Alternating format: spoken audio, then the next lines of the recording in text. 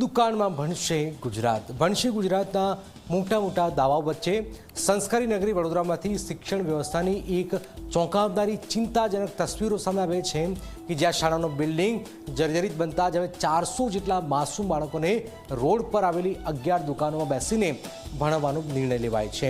આ નિર્ણય સામે હવે વાલીઓ અને વિપક્ષે ગંભીર સવાલો ઉઠાવ્યા છે। શું થયું છે આવું જોઈએ, જાણીએ, સમજીએ।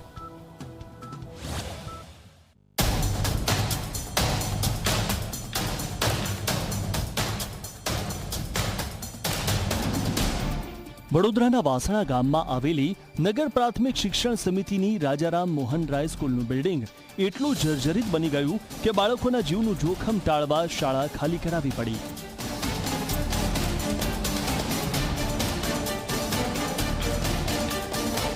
પરંતુ ત્યારબાદ જે વિકલ્પ પસંદ કરવામાં આવ્યો તેણે સૌને ચોંકાવી દીધા। હવે 400 જેટલા વિદ્યાર્થીઓ મુખ્ય રોડ પર આવેલી 11 દુકાનોમાં બેસીને અભ્યાસ કરશે। આ શોપિંગ સેન્ટર માટે જગ્યા ફાળવેલી છે। હવે આ લોકોએ રોડ ઉપરની દુકાનો કરીને બહાર મૂકેલી છે।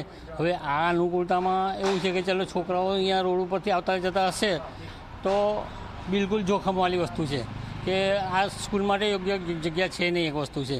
અને દુકાનોની અંદર 5 વર્ષે 7 વર્ષે અમે રહીએ એટલે પાણીનું તો પ્રોબ્લેમ અંદર આવી જ ગયેલું છે। મકાનો ઉપર રેસિડેન્ટલ એરિયા છે એટલે ઉપરથી પાણી લીકેજ થાય છે। એ બધો પ્રોબ્લેમ તો ઘણા જ છે આમાં। અને હું નથી માનતો કે ચલો અહીંયા છોકરાઓ વ્યવસ્થિત રીતે ભણી શકે એ પ્રમાણેનું છે।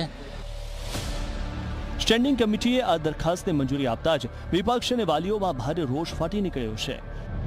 સવાલ એ છે કે શું દુકાનો શાળાનો વિકલ્પ બની શકે? બાળકોની સુરક્ષા કોણ સુનિશ્ચિત કરશે? મુખ્ય માર્ગ પર ટ્રાફિક વચ્ચે અભ્યાસ કેવી રીતે થશે? પીવાનું શુદ્ધ પાણી, વોશરૂમ અને અન્ય પાયાની સુવિધાઓ મળશે કે નહીં?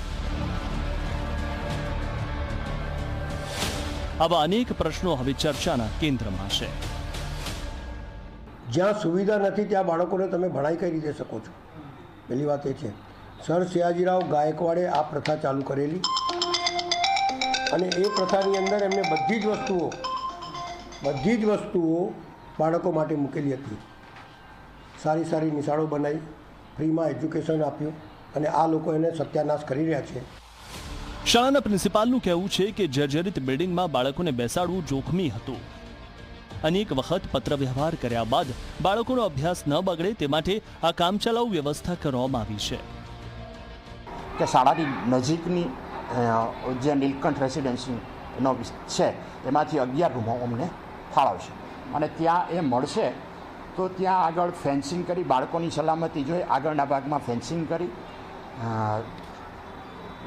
વ્યવસ્થિત સાફ સફાઈ કરી ત્યાં ટોયલેટ બાથરૂમની વ્યવસ્થા પણ શાળાનો જ ઉપયોગ થઈ શકે એવી રીતે છે એવું આયોજન અત્યારની કક્ષાએ કરેલું છે। બીજી તરફ સ્ટેન્ડિંગ કમિટીના ચેરમેને દાવો કર્યો છે કે આ માત્ર અસ્થાયી વ્યવસ્થા છે। બાળકોની સુરક્ષા, પીવાનું ચોખ્ખું પાણી અને વોશરૂમ સહિતની તમામ સુવિધાઓ ઉપલબ્ધ કરાવવામાં આવશે અને નવી શાળાની વ્યવસ્થા થાય ત્યાં સુધી જ આ નિર્ણય અમલમાં રહેશે। દુકાનને ખુલ્લી જોતા જ એક આપ જો તો ત્યાં પ્લેટફોર્મ જેને આપણે કહીએ છીએ વોકિંગ અને એની નીચેનું તરત જ કીધું છે કે કોઈ ખુલ્લી જગ્યાએ ન પડે, બાળકોને સીધો જ રોડ ન દેખાય એના માટે તમે રેલિંગ પણ કરો અથવા ગેટ બનાવો જેથી કરીને ગેટની અંદર આપણા છોકરાઓ આવી ગયા પછી સુરક્ષિત રહે।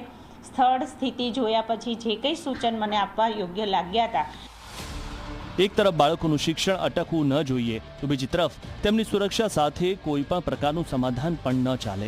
પરંતુ સવાલ એ છે કે શું દુકાનોમાં ચાલી રહેલી શાળા ખરેખર બાળકો માટે સુરક્ષિત અને યોગ્ય વાતાવરણ પૂરું પાડી શકશે?